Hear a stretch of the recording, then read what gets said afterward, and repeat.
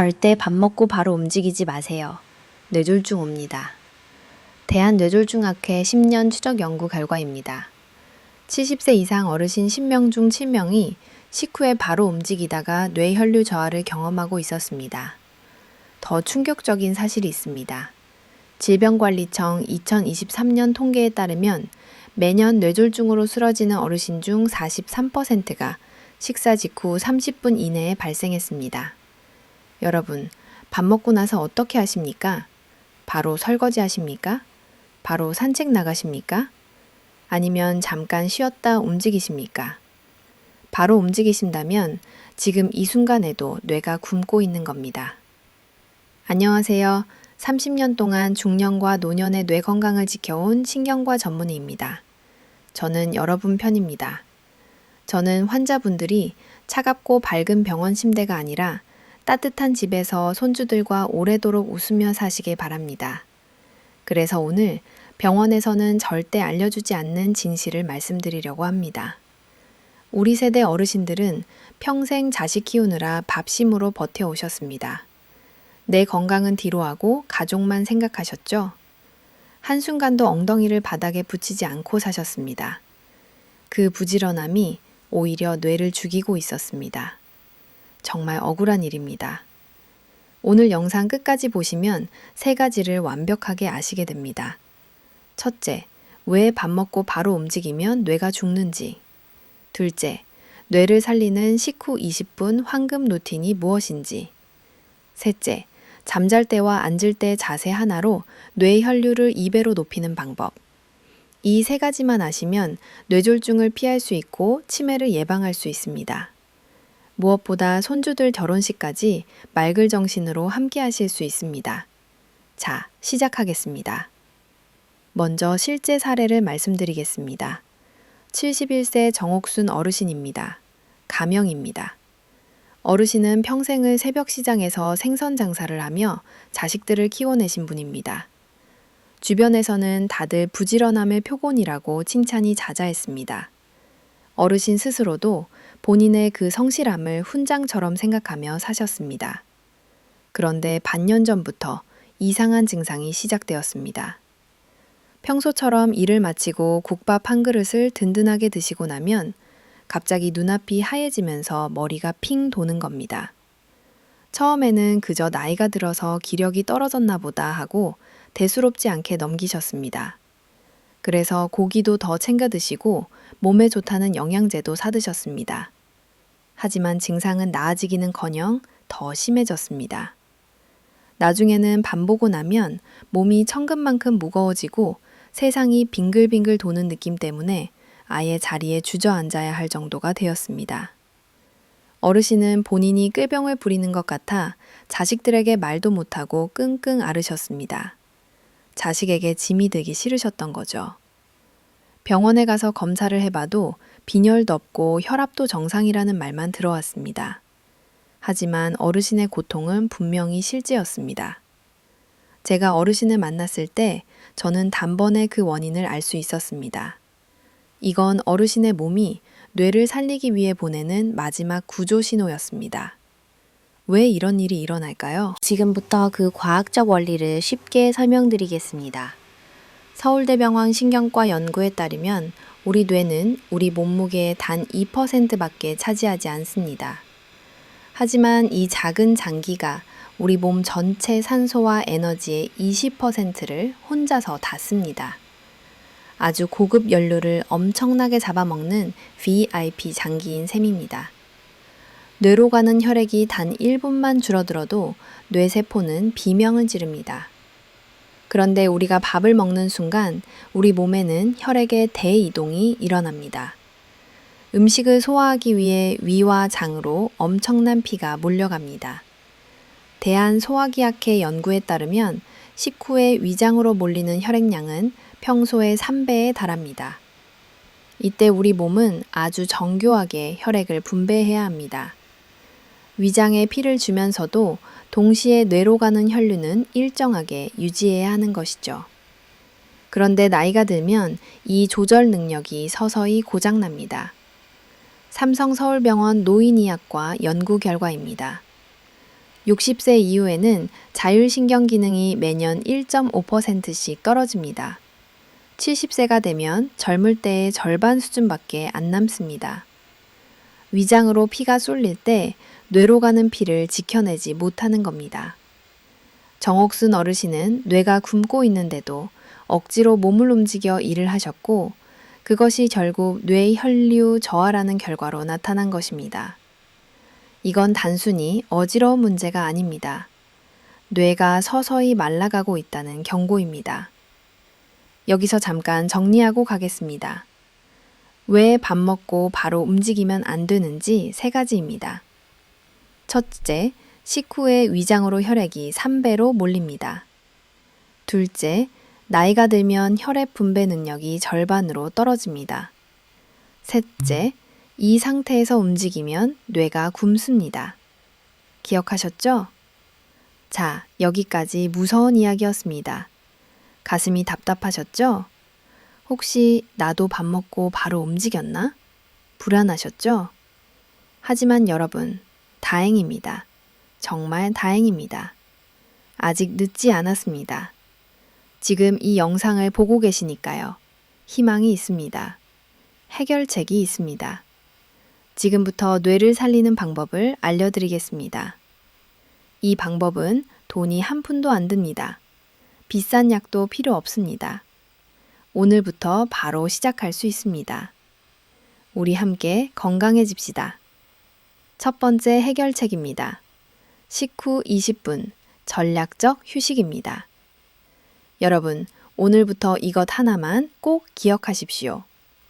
식사가 끝나자마자 여러분이 하셔야 할 가장 중요한 행동은 설거지도 아니고 동네 한 바퀴 산책도 아닙니다. 바로 그 자리에 20분 동안 편안하게 몸을 눕히는 것입니다. 네, 맞습니다.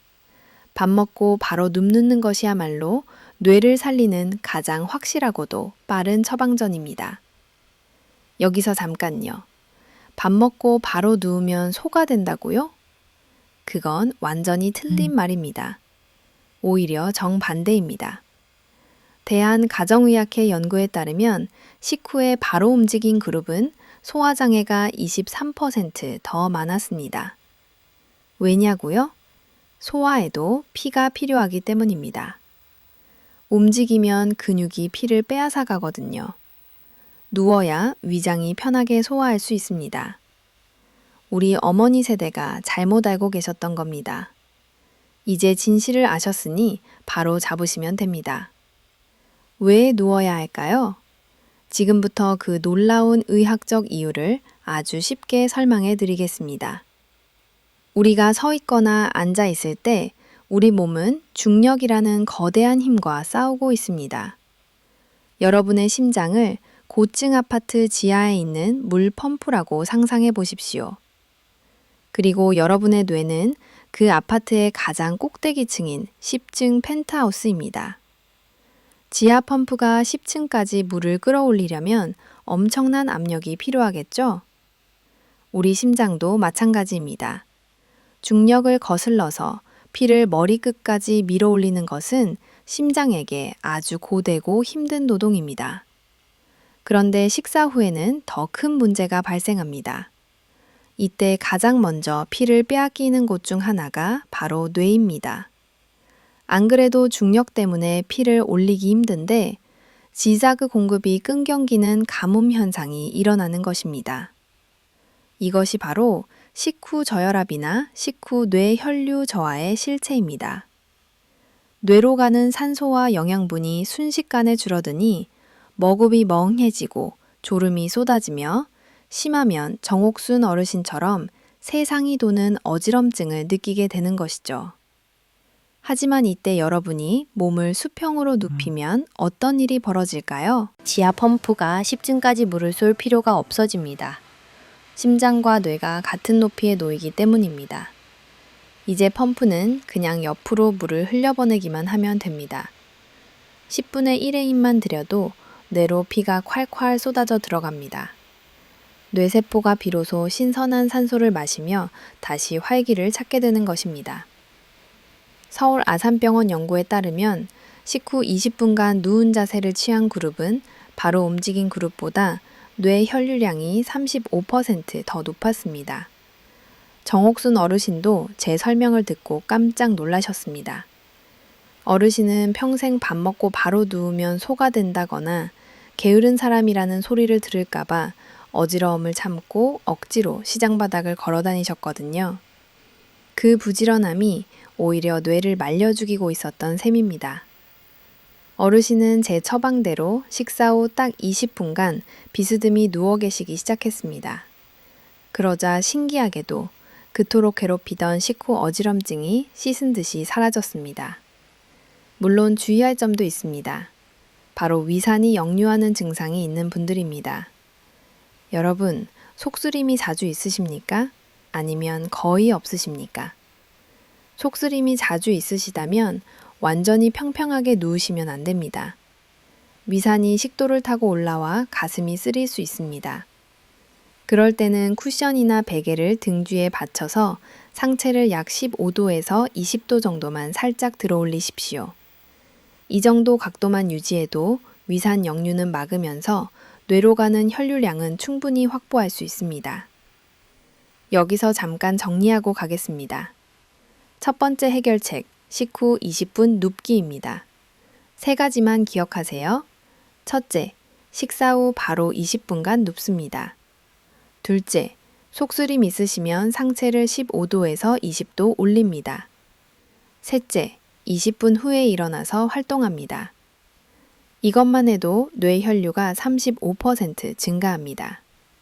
다음으로 중요한 건 두 번째 해결책입니다.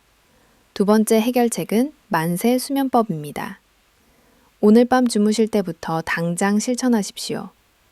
잠을 잘 때 양팔을 가슴 위쪽으로 살짝 올리고 주무시는 겁니다. 이게 무슨 소리냐고 하실 분들도 계시겠지만 여기에는 아주 놀라운 인체과학이 숨어 있습니다. 우리 몸의 피는 심장에서 나가는 것만큼이나 다시 심장으로 돌아오는 것이 중요합니다. 그래야 심장이 신선한 피를 다시 머리로 뿜어낼 수 있기 때문입니다. 그런데 나이가 들면 가슴 주변 근육이 굳고 흉곽이 좁아집니다. 대한재활의학회 연구에 따르면 60세 이후에는 흉곽 유연성이 젊을 때의 60%로 떨어집니다. 팔을 아래로 내리고 자면 가슴이 더 움츠러들고 그 안을 지나는 큰 정맥들이 압박을 받습니다. 여러분 수도관을 생각해 보세요. 수도관이 꺾이면 물이 안 나오죠? 우리 몸의 정맥도 마찬가지입니다. 가슴이 움츠러들면 피가 심장으로 돌아가는 길이 좁아지는 것이죠. 이때 팔을 가슴 위로 살짝 올리면 어떻게 될까요? 움츠러들었던 가슴이 확 펴집니다. 꺾였던 수도관이 활짝 열리는 겁니다. 갈비뼈 사이 공간이 넓어지면서 폐는 더 깊은 숨을 쉬고 심장으로 들어오는 대정맥의 통로가 활짝 열립니다. 정맥혈이 심장으로 콸콸 쏟아져 들어오니 심장은 비로소 충분한 피를 뇌로 보낼 준비를 마치게 됩니다. 단 주의하실 점이 있습니다. 팔을 어디까지 올리십니까? 머리 위로 쭉 올리십니까? 아니면 가슴 근처에 살짝 올리십니까? 머리 위로 너무 높게 쭉 뻗으시면 안 됩니다. 그렇게 하면 오히려 어깨 관절이 아프고 팔이 저릴 수 있습니다. 팔꿈치를 편안하게 구부려서 손이 어깨나 가슴 주변에 살짝 얹어지는 정도면 충분합니다. 정옥순 어르신도 처음에는 어색해서 자꾸 팔이 내려온다고 하셨지만 딱 사흘째 되는 날 아침에 전화가 왔습니다. 선생님, 정말 신기해요. 자고 일어났는데 머리가 안개 건친 듯이 맑아요. 평생 이렇게 개운한 아침은 처음이에요. 어르신 목소리에 생기가 돌았습니다. 여러분도 딱 3일만 해보시면 그 차이를 온몸으로 느끼실 겁니다. 여기서 잠깐 정리하고 가겠습니다. 두 번째 해결책, 만세 수면법입니다. 3가지만 기억하세요. 첫째, 잘 때 양팔을 가슴 위로 살짝 올립니다. 둘째, 머리 위로 쭉 뻗지 말고 가슴 근처에 편하게 둡니다. 셋째, 딱 3일만 해보시면 효과를 느끼십니다. 그런데 여러분, 여기서 정말 놀라운 이야기 하나 해드릴까요? 세 번째 해결책이 사실 가장 중요합니다. 많은 분들이 이걸 모르십니다. 아까 말씀드린 정옥순 어르신의 진짜 원인이 바로 이것이었거든요. 세 번째 해결책은 바른 앉기 자세입니다. 의자에 앉을 때 엉덩이를 의자 끝까지 깊숙이 밀어 넣는 것입니다. 여러분 평소에 어떻게 앉으십니까? 엉덩이를 깊숙이 넣으십니까? 아니면 소파 끝에 걸터 앉으십니까? 소파 끝에 걸터 앉거나 허리를 구부정하게 숙이고 앉지 않으십니까? 그 자세가 바로 여러분의 자율신경을 짓밟고 뇌를 굶기는 주범입니다. 엉덩이를 끝까지 밀어넣지 않으면 골반이 뒤로 눕게끔 됩니다. 골반이 누우면 허리가 굽고 그 보상작용으로 목이 앞으로 툭 튀어나오게 됩니다. 바로 거북목이 되는 것이죠. 여러분의 목은 단순히 머리를 지탱하는 기둥이 아닙니다. 뇌에서 온몸으로 내려가는 신경들이 지나가는 핵심 고속도로입니다. 특히 혈공란 조절하고 심장 박동을 관리하는 자율신경이 이 목뼈 사이를 지나갑니다. 경희대병원 척추센터 연구에 따르면 거북목 자세는 목뼈 신경을 최대 40%까지 압박합니다. 그런데 목이 거북이처럼 앞으로 빠지고 목뼈가 일자로 펴지면 어떻게 될까요? 이 고속도로에 거대한 바위가 떨어져 길이 막히는 것과 같습니다. 신경이 눌리고 비틀어지면서 신호 전달이 엉망이 됩니다. 교감신경과 부교감신경의 균형이 깨지면 우리 몸은 상황에 맞게 혈압을 조절하지 못합니다. 밥을 먹어서 피가 위장으로 쏠릴 때 자율신경이 즉각 반응해서 혈관을 조여 혈압을 유지해야 하는데 이 능력이 사라지는 겁니다. 정옥순 어르신이 겪었던 식후 어지럼증의 진짜 배우는 바로 이 망가진 자율신경이었습니다. 어르신은 평생 생선을 손질하시느라 고개를 숙이고 사셨고 쉴 때도 소파에 비스듬히 누워 스마트폰을 보셨거든요. 그 습관이 목을 망가뜨리고 자율신경을 마비시켰던 것입니다. 그래서 제가 어르신께 신신당부를 드렸습니다. 어르신, 이제부터 의자에 앉으실 때는 무조건 엉덩이부터 의자 깊숙이 집어넣으세요. 허리를 등받이에 딱 붙여야 골반이 서고 골반이 서야 목이 제자리를 찾습니다. 목이 바로 서야 뇌로 가는 고속도로가 뚫리고 자율신경이 되살아납니다. 이렇게 말씀드렸더니 어르신은 그날부터 의식적으로 엉덩이를 밀어넣고 앉으셨습니다. 처음에는 허리가 꼿꼿해서 불편하다고 하셨지만 곧 적응하셨고 놀랍게도 만성적인 두통까지 함께 사라졌다고 기뻐하셨습니다. 여기서 잠깐 정리하고 가겠습니다. 세 번째 해결책, 바른 앉기 자세입니다. 세 가지만 기억하세요. 첫째, 엉덩이를 의자 끝까지 깊숙이 밀어넣습니다. 둘째, 허리를 등받이에 딱 붙입니다. 셋째, 그러면 목이 바로 서고 자율신경이 살아납니다. 자, 지금까지 3가지 해결책을 모두 알려드렸습니다. 다시 한번 정리해드리겠습니다. 첫째, 식후 20분 눕기입니다. 뇌 혈류가 35% 증가합니다. 둘째, 만세 수면법입니다. 잘 때 팔을 가슴 위로 올립니다. 셋째, 바른 앉기 자세입니다. 엉덩이를 깊숙이 밀어넣습니다. 이 3가지 방법, 돈 한 푼 안 듭니다. 비싼 약도 필요 없습니다. 오늘부터 바로 시작할 수 있습니다. 이제 정옥순 어르신이 실제로 단 3일 만에 어떻게 활력을 되찾으셨는지 그 하루 일과표를 여러분께 공개하겠습니다. 이 루틴은 단순히 시간을 때우는 것이 아니라 여러분의 망가진 자율신경을 복구하고 뇌에 생명수를 공급하는 정밀한 설계도입니다. 아침입니다. 정옥순 어르신의 아침은 이제 침대에서 바로 벌떡 일어나는 것으로 시작하지 않습니다. 눈을 뜨면 가장 먼저 누운 채로 양팔을 가슴 위로 올리고 기지개를 켜는 만세 동작을 5번 반복합니다. 밤새 굳어있던 가슴 근육을 열고 심장으로 피가 잘 돌아가게 기를 닦아주는 준비 운동이죠. 이렇게 1분만 투자해도 머리가 맑아지는 것을 느낄 수 있습니다. 그런 다음 천천히 일어나서 미지근한 물 한 잔을 드십니다. 아침 식사는 평소보다 밥량을 한 숟가락 정도 줄이셨습니다. 과식을 피하는 것이 뇌를 살리는 지름길이기 때문입니다. 식사를 마치면 어르신은 이제 무거운 고무장갑을 바로 끼지 않습니다. 대신 거실 소파로 가셔서 등 뒤에 쿠션을 두세 개 받치고 상체를 20도 정도 비스듬히 세운 상태로 누우십니다. 이렇게 20분 동안 눈을 감고 편안하게 뇌에 피가 차오르는 것을 만끽하셨습니다. 20분 후 어르신은 예전처럼 머리가 핑 도는 증상 없이 아주 가뿐하게 설거지를 마치고 시장으로 향하셨습니다. 시장에서 일을 하실 때도 어르신은 1cm의 기적을 실천하셨습니다. 생선을 손질하다가 잠깐 의자에 앉을 때마다 엉덩이를 의자 등받이 끝까지 꽉 밀어 넣으셨습니다.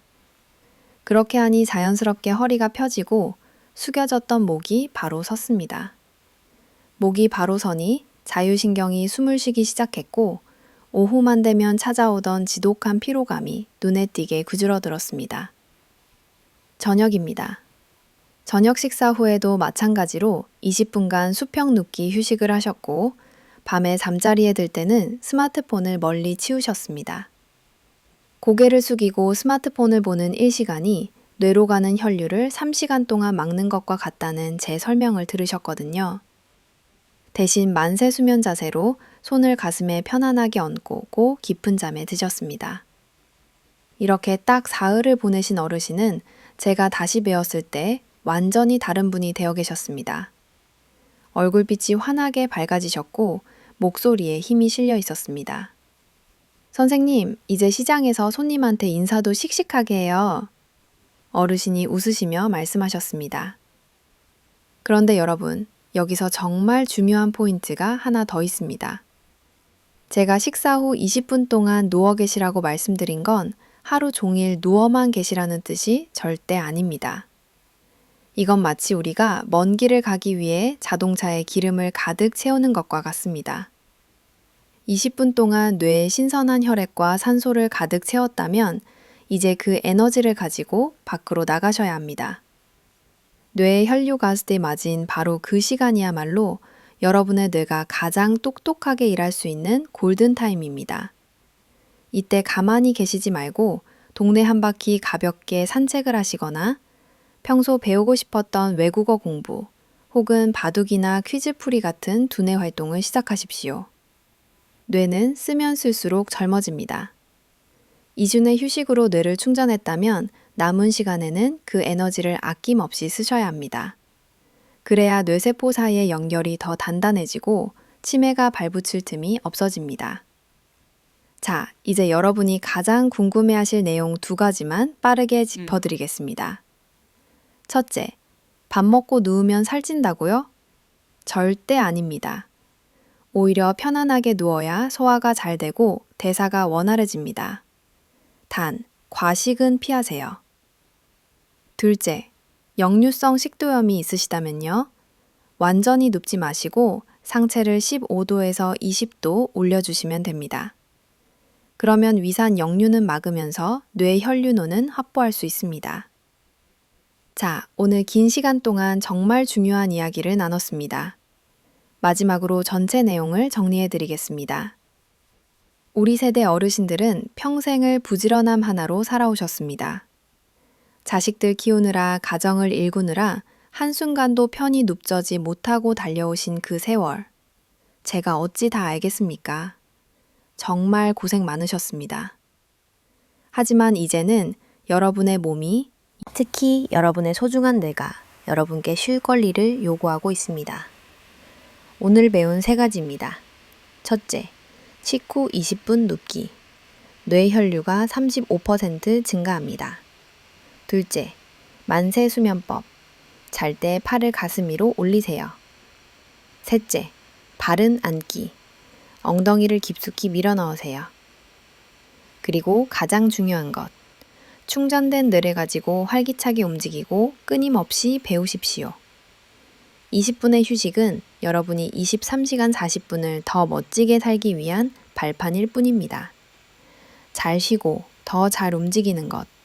이 두 가지의 조화가 여러분을 무병장수의 길로 안내할 것입니다. 내일 아침 눈을 뜰 때부터 여러분의 하루는 달라질 것입니다.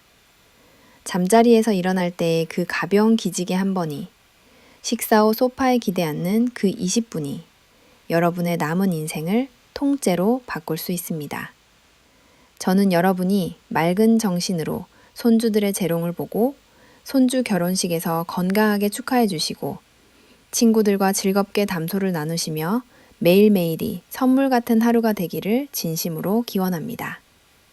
오늘 영상이 도움이 되셨다면요. 손주들과 오래오래 맑은 정신으로 함께 하시려면요. 좋아요와 구독 부탁드립니다. 우리 가족 건강을 위한 작은 실천입니다. 그리고요. 주변에 밥만 먹으면 기운이 없다고 하시는 분들께 이 영상 카카오톡으로 딱 한 번만 공유해 주세요. 여러분의 공유 한 번이 누군가의 뇌를 살리는 기적을 만듭니다. 댓글로 오늘부터 시작합니다 남겨주세요. 우리 함께 건강해집시다. 우리 지식한상 가족 여러분, 건강한 하루 되시길 바랍니다. 감사합니다.